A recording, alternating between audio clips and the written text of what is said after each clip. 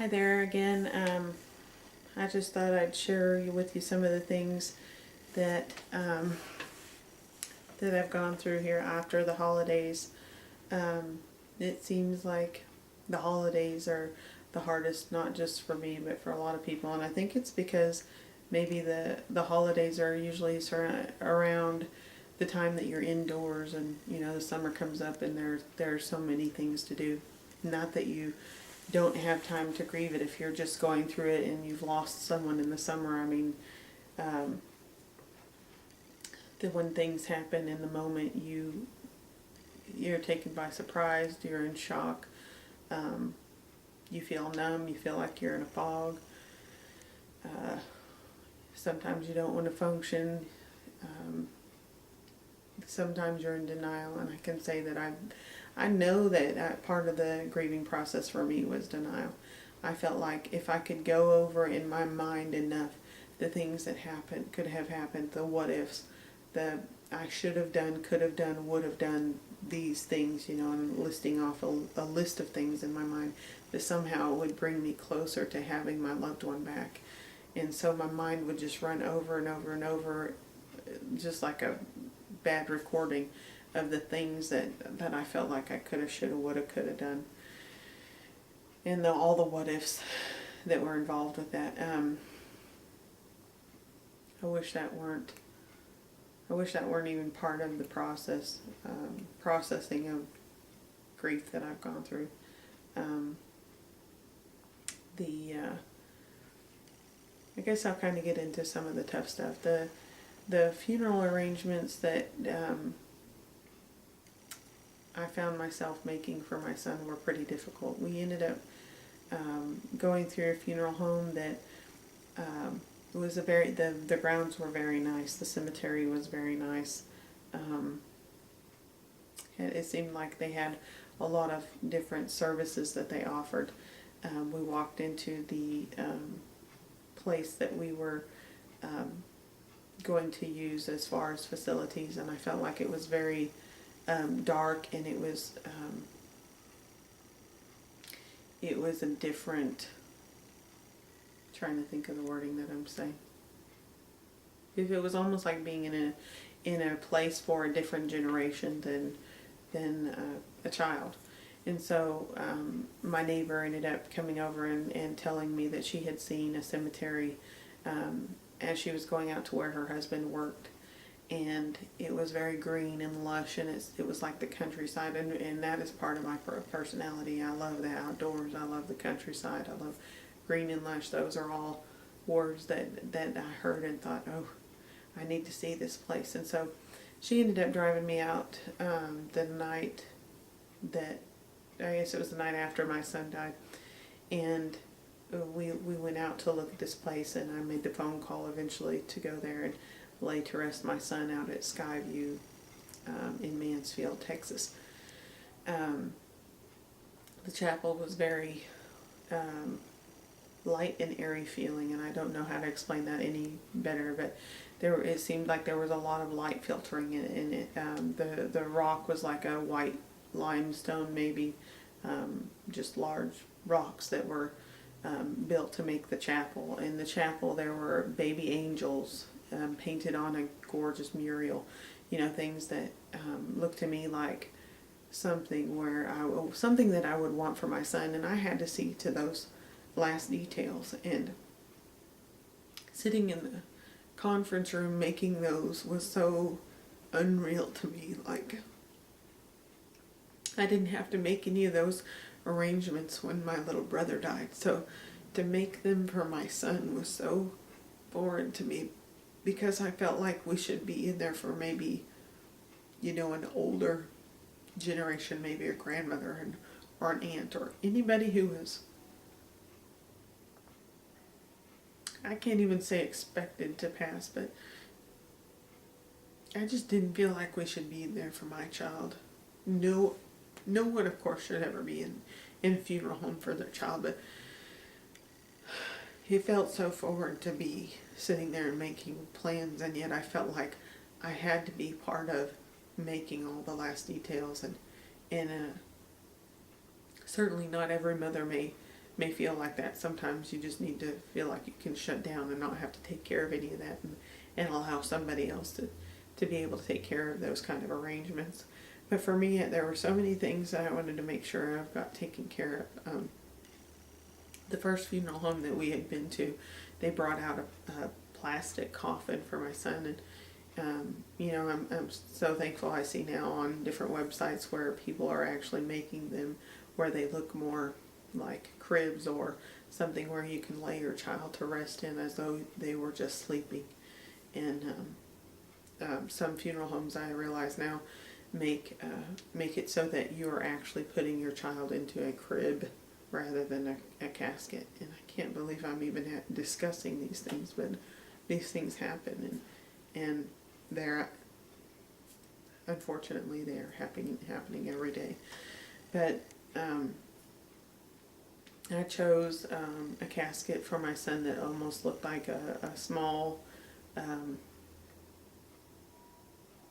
not bassinet, well, a little bit like a bassinet. And I wanted to make sure that he had blue bows, and I wanted him to look like he was a gift to us. So I put blue bows all over the casket, and we chose a scripture verse, and it was framed, and it said, God works all things to the good of those who love him. And I look back and I think that probably offended a lot of people because they didn't feel like it was right. And I just felt like, to me, it was some kind of message of hope that God still loved me and he was going to see me through all the hardship that I had to deal with for making the final arrangements for my son. And they brought me a lot of booklets and a lot of information and a lot of pamphlets on what it was that I was choosing for thank you cards and the casket, and what it was that I wanted to have said at the service, and if we were going to have the service inside and then a viewing and then going out to the gravesite and having a graveside service as well. And so, and what flowers that we wanted. All of those things were little details that I really didn't want to see too, and yet I didn't want anybody else having a say so as far as the last details of my son's belongings or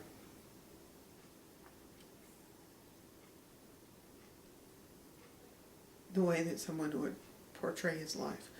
And I wanted to make sure that everything was in order, even though he was the one that was missing. And I heard one time in a group session that I was in, that explaining to a child that your loved one is in heaven and yet being able to see them right there in front of you is very much like watching a butterfly go through the different stages.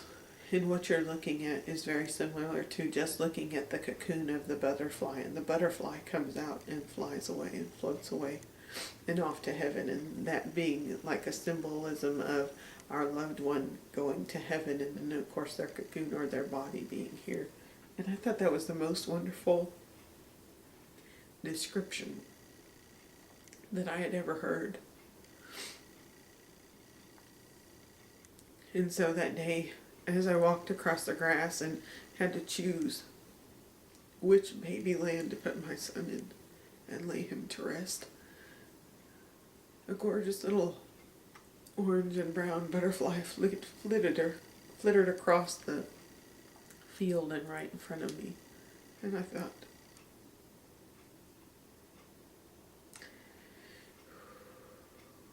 I know that God still loves me. I know that there is still hope. And that thought was just about as fast as I saw the butterfly go across and in front of me. And again, I was engulfed in a depression that just overwhelmed me.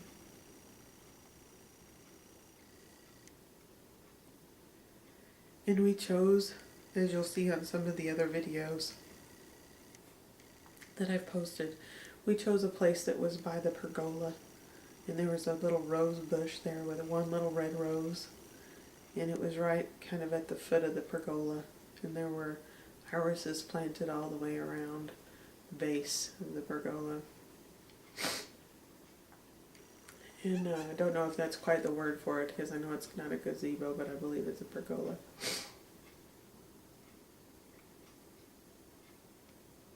And I don't imagine I'll be the last mother to go through making arrangements for a funeral, but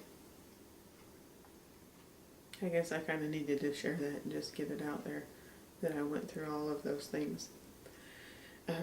A friend of mine after the funeral was so kind as to buy all of the photos that had been taken at the hospital and had them delivered to me on a CD. And because it was a bereavement package, it came with a small poem from the hospital, specifically for me as a mommy and for my husband as a father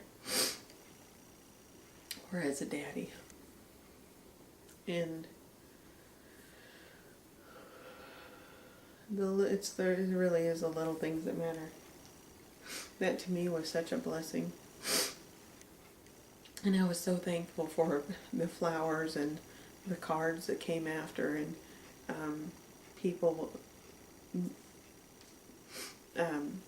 the people who actually paid for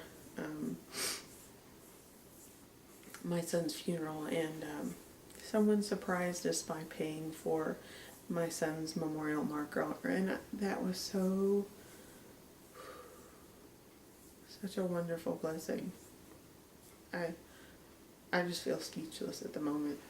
I can't even think of the right words to express my gratitude or my appreciation. My brother went for several years without a memorial marker. And I remember making the arrangements thinking, well, we'll get him one. We'll get my son Trace one. Eventually, it'll just be a little while till we can figure out the design of what we want. And that was something that was given to me on the first day that he passed, or not the first day he passed, the first day that we were doing arrangements was, what do you want as a memorial marker? And there are so many things to think about. And I've heard it said that a funeral is almost like a wedding, in that you have as much stuff to have to take care of, but instead of having 6 months to plan, and that you would, like for a wedding, which is a celebration, you only have a couple of days to plan something as large as a funeral, and it can be very large. For my son, we had quite a large turnout. And I think a child's life is kind of like a ripple in a pond. One little drop and it just ripples out, and it affects so many lives. But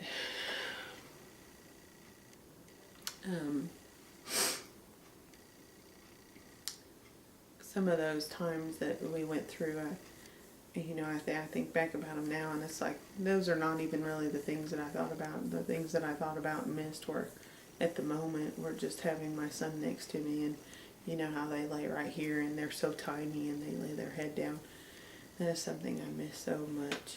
And occasionally I get to feel again when I pick up my friends' children, and it brings such joy to my heart, and a sadness at the same time. And I wish it weren't so.